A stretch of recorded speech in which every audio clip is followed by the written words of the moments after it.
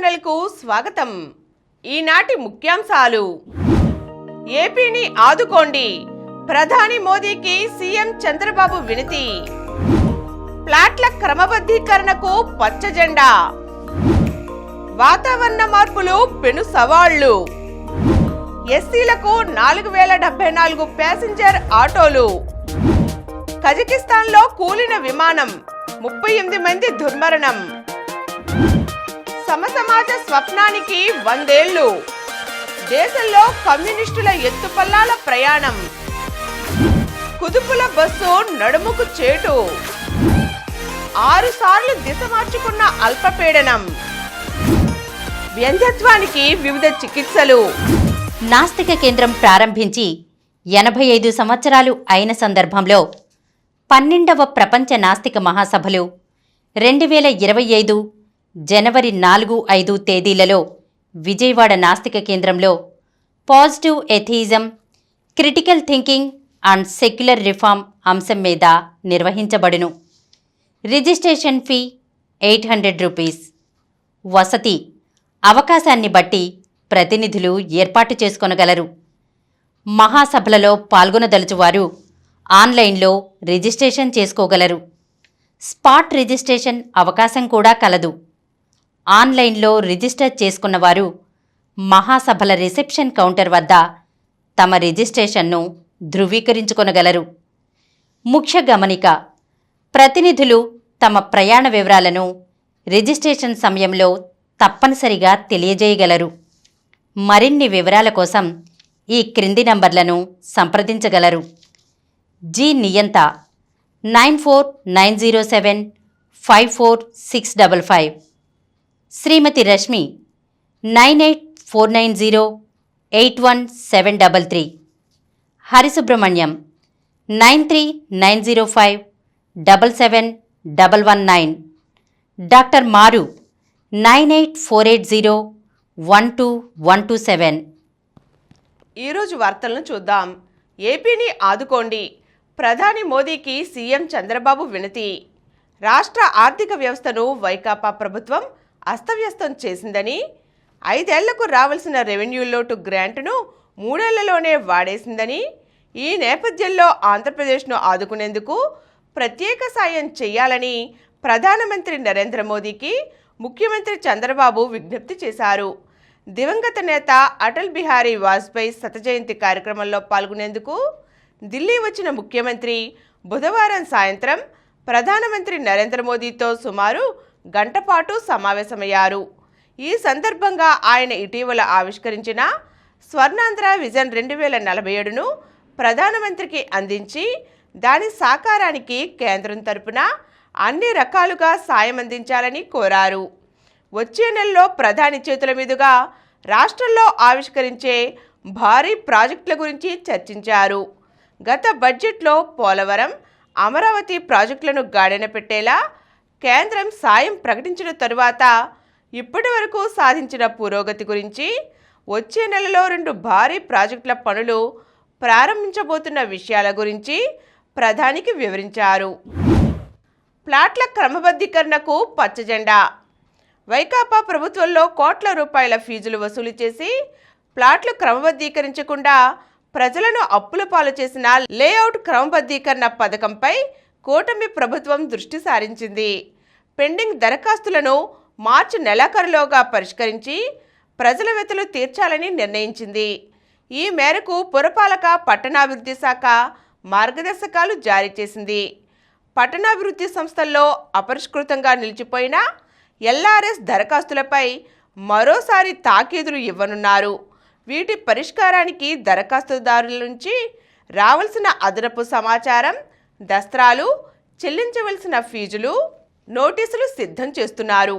అడిగిన అదనపు సమాచారం, దస్త్రాలు పంపిన వారందరి పెండింగ్ దరఖాస్తులు వెంటనే పరిష్కరించాలని పట్టణాభివృద్ధి సంస్థలను ప్రభుత్వం ఆదేశించింది.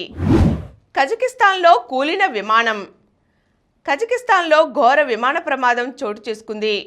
67 మందితో ప్రయాణిస్తున్న లోహ విహంగం అక్కడి అక్టావ్ నగర సమీపంలో బుధవారం కుప్పకూలిపోయింది. ఈ దుర్ఘటనలో 38 మంది మృత్యువాత పడ్డారు. 29 మంది గాయాలతో బయటపడ్డారు. వారు ప్రస్తుతం ఆసుపత్రుల్లో చికిత్స పొందుతున్నారు. వారిలో కొందరి పరిస్థితి విషమంగా ఉంది. క్షతగాత్రుల్లో 2 చిన్నారులు కూడా ఉన్నారు. 2 పైలట్లు ప్రమాదంలో దుర్మరణం పాలయ్యారు. అజర్బైజాన్ ఎయిర్లైన్స్కు చెందిన ఎంబ్రాయర్ 190 విమానం అజర్బైజాన్ రాజధాని బాకు నుంచి రష్యాలోని గ్రోజ్నీ నగరానికి వెళ్తుండగా ఈ ప్రమాదం సంభవించింది. విమానాన్ని పక్షి ఢీకొట్టడమే ఈ దుర్ఘటనకు కారణమని ప్రాథమికంగా తెలుస్తోంది. పక్షి ఢీకొట్టిన తరువాత అత్యవసర పరిస్థితి తలెత్తడంతో విమానాన్ని ఆక్టావ్కు దారి మళ్లించి అత్యవసరంగా ల్యాండింగ్ చేయాలని పైలట్లు భావించారని రష్యా పౌర విమానయాన ప్రాధికార సంస్థ తెలియజేసింది. అత్యవసర ల్యాండింగ్ క్రమంలో విమానం నియంత్రణ కోల్పోయింది. ఆక్టావ్కు 3 కిలోమీటర్ల దూరంలో ఏటవాలుగా కిందకు దిగి నేలను బలంగా ఢీకొట్టింది. దీంతో విమానం ముక్కలై మంటలు చెలరేగాయి. వాతావరణ మార్పులు పెను సవాళ్లు. వాతావరణ మార్పులు జీవకోటికి, ప్రభుత్వాలకు పెను సవాళ్లు విసురుతున్నాయి. రాష్ట్రంలోని అన్ని జిల్లాలు ప్రకృతి విపత్తులతో ప్రభావితం అవుతున్నాయి. తుఫాన్లు, వాయుగుండాలు, వరదలు, పిడుగుపాట్లు, వడగాలులు, కొండచర్యలు విరిగిపట్టడం వంటి ఘటనలతో ఇబ్బందులకు లోనవుతున్నారు.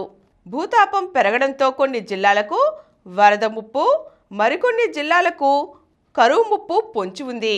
ఐఐటి గువాహటి, ఐఐటి మండి కలిసి centre for study of science, technology and policy సహకారంతో తాజాగా చేపట్టిన అధ్యయనంలో ఈ విషయం వెల్లడైంది.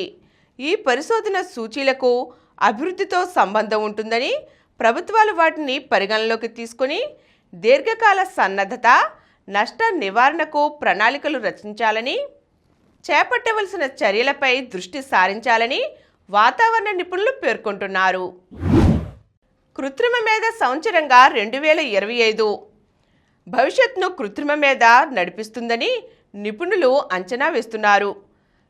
ఈ నేపథ్యంలో భారత్ను ఈ అంశంలో విశ్వగురువుగా మార్చాలన్న లక్ష్యంతో అఖిల భారత సాంకేతిక విద్యామండలి అడుగులు వేస్తోంది.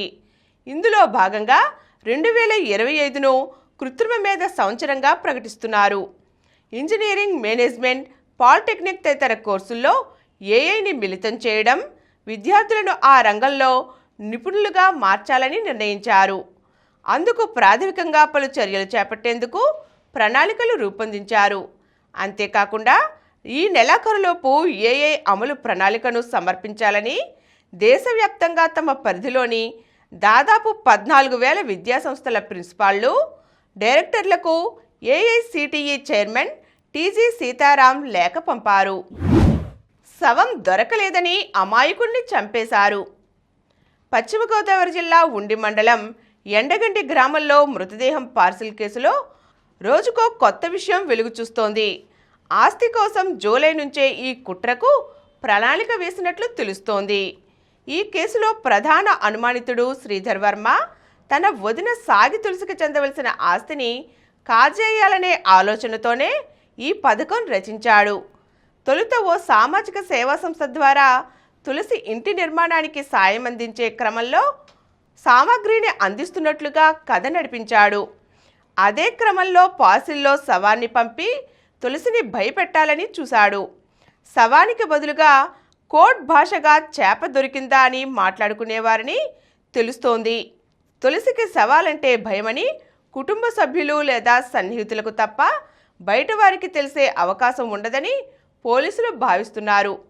ముందుగా ఎక్కడి నుంచైనా శవాన్ని తేవాలని ప్రయత్నించారని, అది కుదరకపోవడంతో అమాయకుడైన బర్రె పర్లయ్యను చంపేశారని తెలుస్తోంది. సమసమాజ స్వప్నానికి 100 ఏళ్లు. ప్రపంచ కార్మికులారా ఏకమవ్వండి. సుమారు 176 ఏళ్ల క్రితం వెలువడిన కమ్యూనిస్టు ప్రణాళిక శ్రామిక జనులకు ఇచ్చిన పిలుపు ఇది. నేటికి అంతర్జాతీయంగా కమ్యూనిస్టుల కీలక నినాదం ఇదే.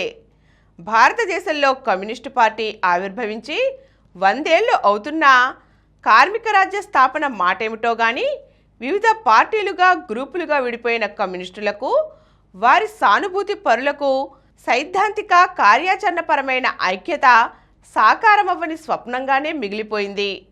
మన దేశంలో కమ్యూనిస్టు పార్టీ ఆరంభం నుంచే ఎన్నో నిర్బంధాలను ఎదుర్కొంటూ విస్తృత ప్రజా బాహుళ్యానికి చేరువైంది.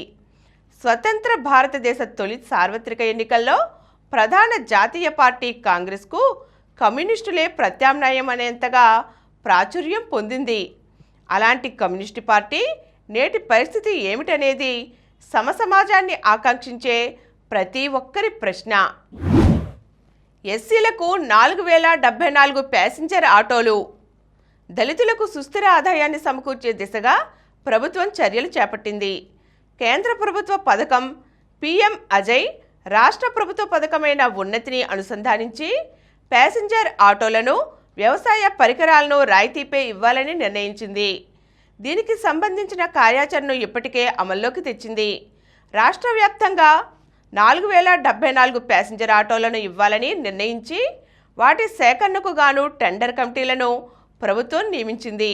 ఇందుకోసం గాను మొత్తం 122 కోట్లు ఖర్చవుతాయని అంచనాలు ఉండగా, కేంద్రం ఇచ్చే రాయితీ నిధుల విడుదలకు అనుగుణంగా పథకాన్ని ముందుకు తీసుకువెళ్లనున్నారు.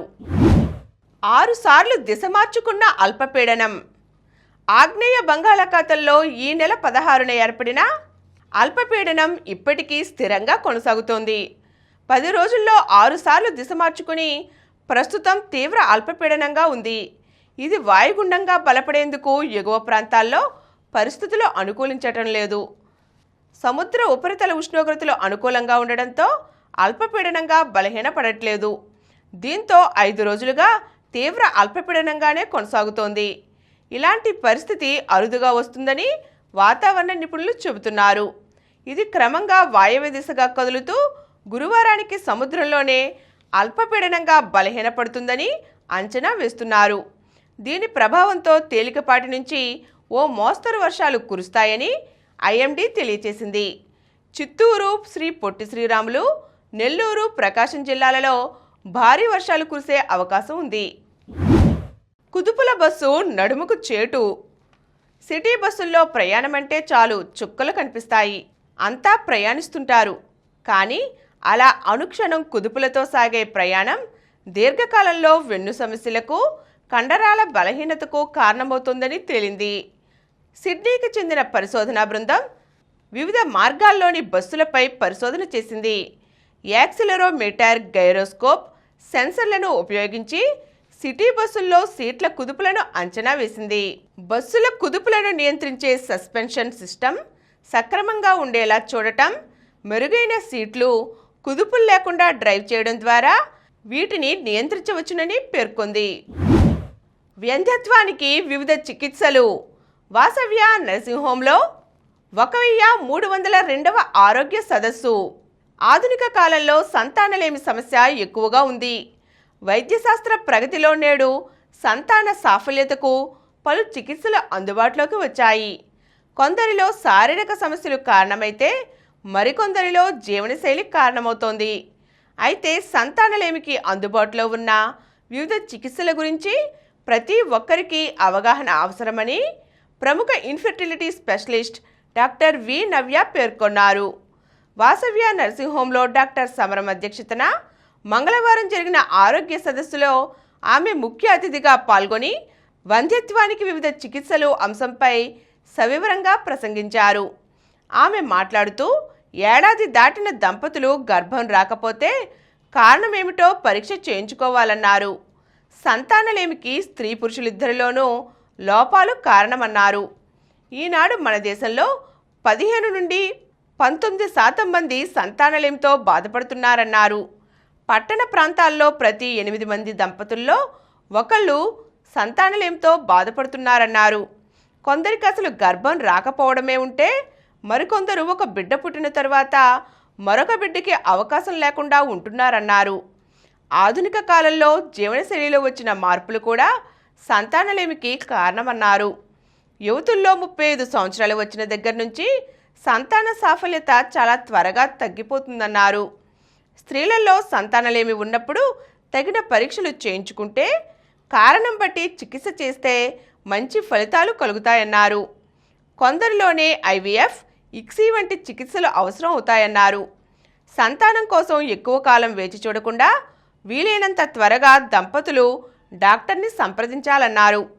సంతానలేమి గురించి దంపతులకు అవగాహన ఉన్నట్లయితే ఆరోగ్యకరమైన పిల్లలతో సంసారాన్ని సుఖవంతంగా మలుచుకోవచ్చునన్నారు. సదస్సులో పాల్గొన్న పలువురు ప్రశ్నలు అడిగి సందేహ నివృత్తి చేసుకున్నారు. ఇప్పుడు కొన్ని సంక్షిప్త వార్తలు చూద్దాం. ఆధారాల ధ్వంసంలోనూ గనుడు. సమాచారమంతా చెరిపేసి ల్యాప్టాప్ అప్పగించిన గనుల వెంకటరెడ్డి. గతంలో వినియోగించిన 2 ఐఫోన్లు ధ్వంసం. తీవ్రంగా పరిగణించి చర్యలకు సిద్ధమవుతున్న ఏసీబీ. వాజ్పేయికి రాష్ట్రపతి, ప్రధాని నివాళులు. మాజీ ప్రధానమంత్రి అటల్ బిహారీ వాజ్పేయి శత జయంతి సందర్భంగా బుధవారం ఢిల్లీలోని సదైవ్ అటల్ వద్ద ప్రముఖులు నివాళులర్పించారు. రాష్ట్రపతి ద్రౌపది ముర్ము, ప్రధానమంత్రి నరేంద్ర మోదీ, ఉపరాష్ట్రపతి జగదీప్ ధన్కడ్, ఆంధ్రప్రదేశ్ ముఖ్యమంత్రి చంద్రబాబు నాయుడు, వివిధ కేంద్ర మంత్రులు, ప్రముఖులు అంజలి ఘటించారు. ఆఫ్ఘన్పై పాక్ వైమానిక దాడి. తూర్పు ఆఫ్ఘనిస్తాన్ ప్రాంతంపై పాకిస్తాన్ జరిపిన వైమానిక దాడుల్లో 46 మంది మరణించారు. మృతుల్లో అత్యధికులు మహిళలు, పిల్లలే. పార్లమెంట్ సమీపంలో వ్యక్తి ఆత్మాహుతి యత్నం. సొంత గ్రామంలో సమస్యలతో ఢిల్లీ చేరుకున్న ఓ వ్యక్తి పార్లమెంట్ కొత్త భవనం సమీపంలో ఆత్మాహుతికి యత్నించారు. ఆయన శరీరానికి మంటలు అంటుకోవడంతో దగ్గరలోనే ఉన్న భద్రతా సిబ్బంది వెంటనే స్పందించి ఆయనను ఆసుపత్రికి తరలించారు. మార్టినాదేవికి రజతం. భారత lifter Martina Devi Asia junior weight lifting ఛాంపియన్షిప్లో అదరగొట్టింది. మహిళల జూనియర్ 87+ కేజీల విభాగంలో ఆమె రజతం సాధించింది. మరిన్ని వార్తా విశేషాలతో రేపటి సమరం న్యూస్లో తిరిగి కలుద్దాం. Thank you.